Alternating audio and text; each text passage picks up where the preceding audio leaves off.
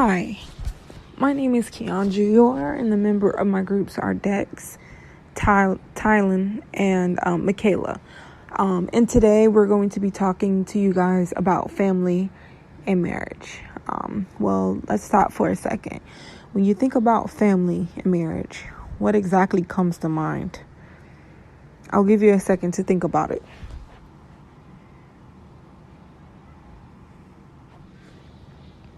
Okay, so take those phrases or words and just stick them in the back of your head until the end of our presentation.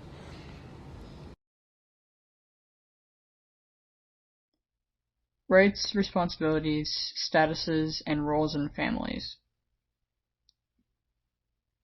Basically, to explain who certain people are in a family and their behaviors that are expected from them, these are categorized into concepts known as roles and statuses. These terms were used by this anthropologist, Ralph Linton.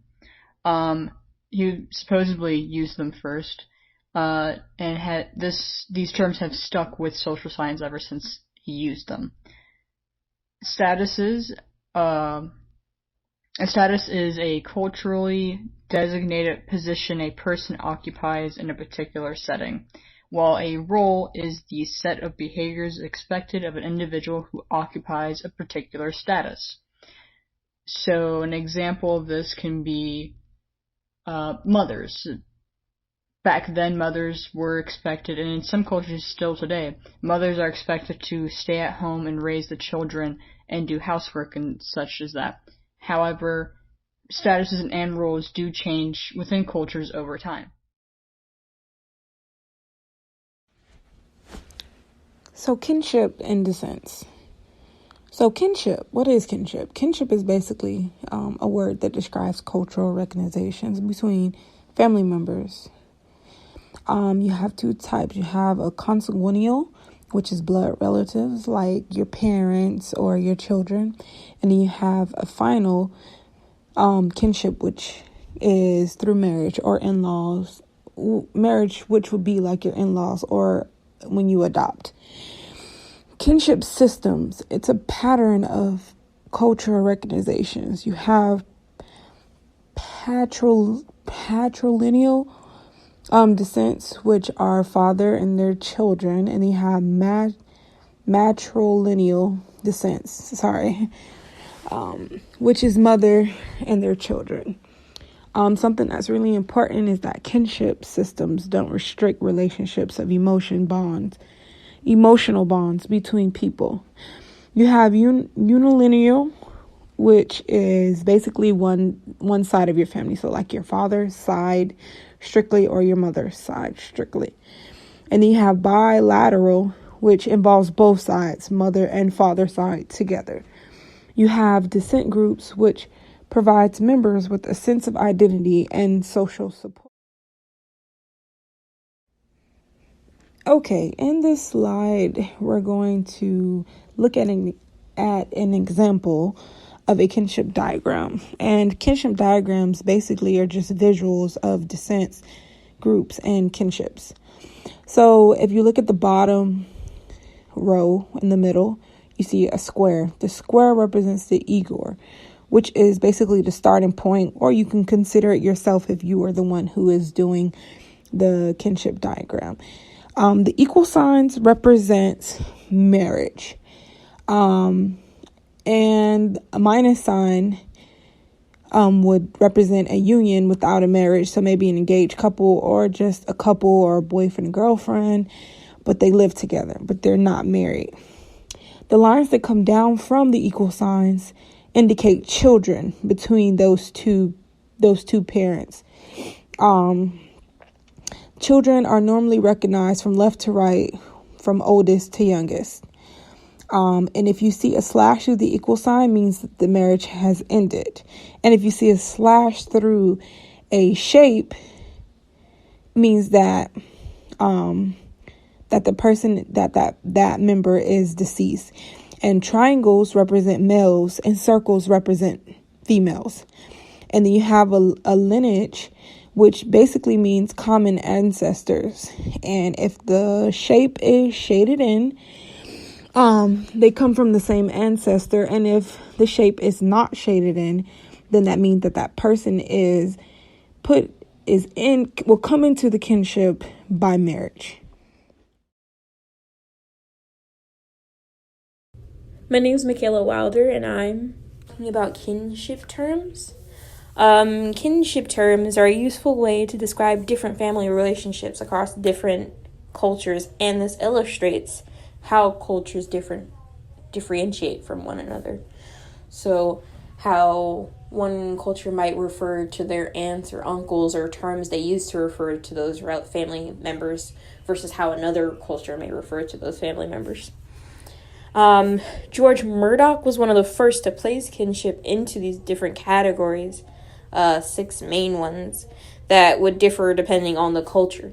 So, for example, in a Hawaiian system, brothers and sisters and first cousins would all be considered as brothers and sisters or siblings, and then the brothers and sisters of a mother or father in a family would also be referred to as mother or father by kids or their kids' cousins, and so on and so forth.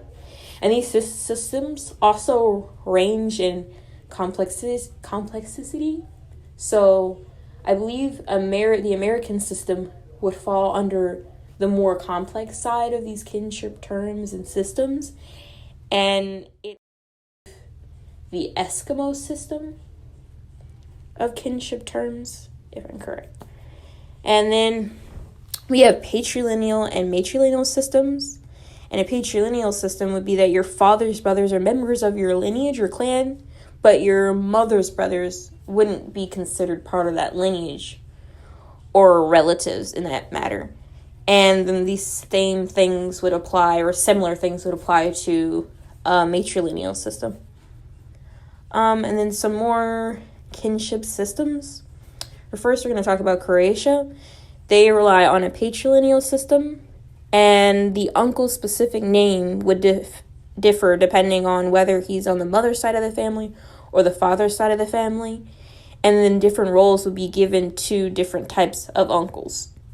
So not every uncle has the same similar role or the same role within a family.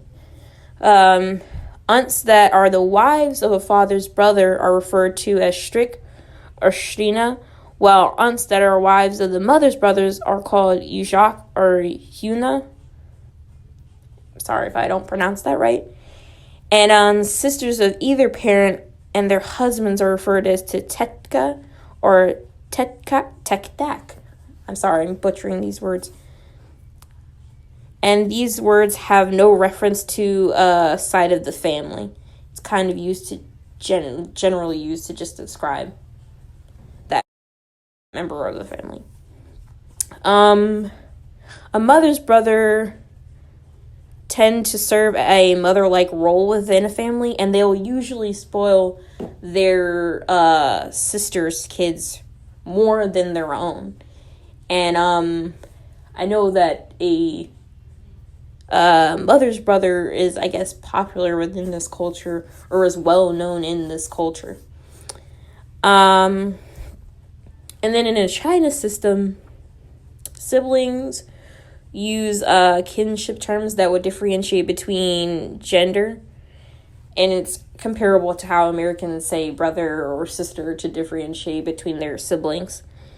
And they also use terms that distinguish whether a sibling is older or younger in their family. The traditional term for he, she, it is ta, which doesn't distinguish between age or gender. It's just a general term. And women typically move into the husband's family household, while brothers will stay close to each other or close to their homes into their adulthood. And most children will grow up with their father's families but not really be familiar with their mother's side of the family, which for some families, even in today's times, is still true. And then some more kinship systems would be the Navajo. the children are born for their father's families, but are considered to be born to their mother's families. And a clan describes those who share common ancestry to a mythological ancestor. And then this membership is very important to the Navajo culture. And so it's so important that even in some cases, upon meeting different people or different clan members, different people part of this tribe, they'll exchange clan information, their different clan information with new people that they meet. And then most Navajo people will marry outside of their mother or father's clan, and they'll typically have more responsibilities to the matrilineal clan than to the patrilineal clan, even though they have responsibilities to both. And then the last system I'll talk about is the United States kinship system. It runs on bilateral descent, which means there's no preference towards a mother or father's side of the family. And then usually a child sees themselves as equally related to their mother or father, no matter how present or absent that parent is in the child's life, which was somewhat interesting because I found myself also agreeing with that, because throughout my life I also felt I was split evenly between my mother and father, but I kind of strayed away from that as I grew up, and then I saw more of myself in my mother at times than I did in my father, so on and so forth. But I definitely agree and think that that's true. And then siblings are distinguished by gender, such as brother and sister, but not by who's the oldest or youngest or their order of birth. So, yeah, we will say younger sister or older sister, but it's not necessarily something that's required for you to say when you're talking about a sibling. Mostly, usually, or commonly, we'll just say, it's my brother or my sister. We don't have like a specific term that we have to use to differentiate between our different siblings. Or at least for me, I know I don't necessarily always, this is my younger sister, this is my older sister, immediately, if that makes sense. And then it's not uncommon for the child to know more about one side of the family than the other, even though both sides are considered equal in terms of bilateral descent, which I also ties back into the child seeing themselves as 50% of this family, 50% of another family. I felt that was true, but then as I grew older, I realized that I didn't know much about my father's side of the family than I did my mother. And so I found myself seeing more part of my mother, relating more to my mother, because not only did I know more about her, I knew more about her family versus my father, who I don't really know much about his family other than meeting them very long time ago. So I think that's very true for many Americans today, that they only know one side versus knowing both sides in depth. Though, of course, there are some people that do. So that's going to be it for the kinship terms section of the family and marriage chapter, at least. Okay, marriage and family. So some terminologies that will help you kind of understand this section. You have a nuclear family, which is a family where father, mother, and children live in one household. Your basic standard U.S. family, back in the day. Then you have the step/blended family, which a widow or a person who is divorced, they get married again, and they bring children from their previous marriage or partnerships in together. Then you have extended family, which is a family with at least 3 generations sharing a household.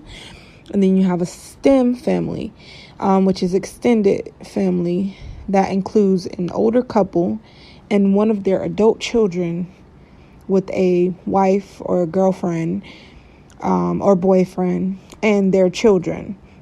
You have a joint family, which is a large extended family with multiple generations. A polygamous family, I know I said that wrong, is basically multiple wives. In very rare cases, multiple husbands. Wow. Okay.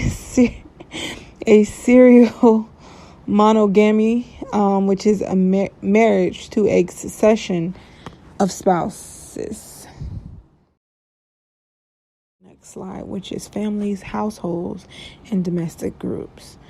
Family, they are the smallest group of individuals who see themselves as connected to one another.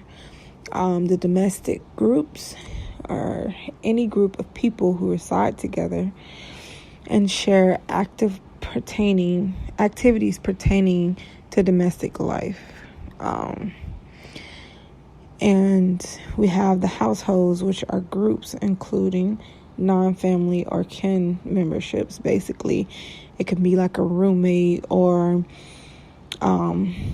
you let your brother and his wife come stay. That would be considered, that will fall under household. That's people who think of themselves as family. You have the same-sex marriage, which is basically marriage of two people who are of the same sex or gender. And then you have the adoption, which is legally taking another child and bringing them in and bringing them up as one of your own.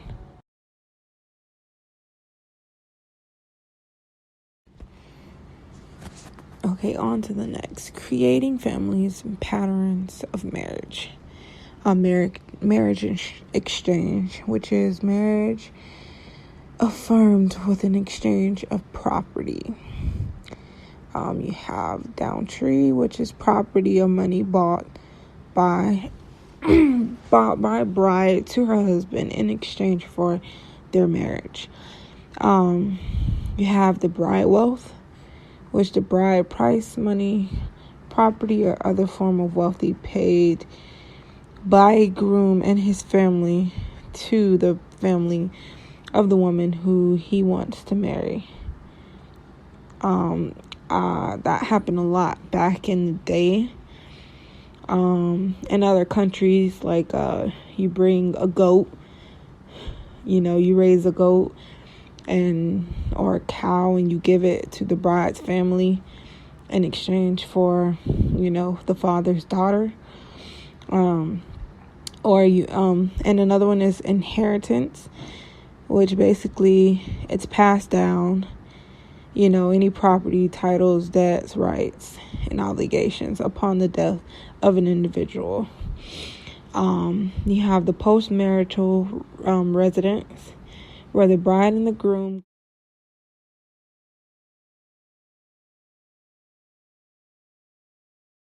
changes. So the main responsibility of a family is to teach basically different concerns that society does have, but they don't really quite teach, such as, raising children, gender roles, the likes. But as I mentioned before, families and the roles that family members have do change as time passes. So that means that the ideals, the expectations, the norms, the understandings that are all connected to family, they also change as time goes on to meld with the change of everything that's going on. An example of this is going back to what I previously said, was that before, mothers were seen as figures that had to stay at home and raise the kids, do housework, the likes. Now, that is not really what is seen of them. It's now, in most cultures of modern day, it's a two-person kind of effort to take care of the kids, to do the housework, to take care of the home. So both parents are involved, and not even in every single, family or household is there a mother. There's sometimes maybe two fathers. Maybe there's no mother at all. You're being raised by your grandparents, or something like that. Another example of norms that are changing is that around the 1960s, it started becoming more and more normalized to live with somebody who you weren't even in a relationship with or even married. Now, at that time, even though it was starting to become more frequent, it was kind of looked down upon in society. But now today, it's normal to have a roommate that you have no relationship with whatsoever, and there's just somebody there that's, to help with paying the bills. When we're asked, where do our relatives come from and why do they matter? Well, relatives are people that share the same lineage, ancestors, or even blood ties. But we also gain relatives by marriage, people who may not necessarily be blood, but it's still family. Our relatives and ancestors are important because without them, we wouldn't exist. Our relatives help shape us from generation to generation to make us into the people we are once we grow up. Without our ancestors and relatives, our family's history and legacies would be no more. Up our presentation, do we have any questions? Let me stop. Ain't nobody asking no questions. Well, we hope you enjoyed our PowerPoint presentation, and I hope everyone is staying safe and practicing social distancing. You guys have a great rest of your day. Bye-bye.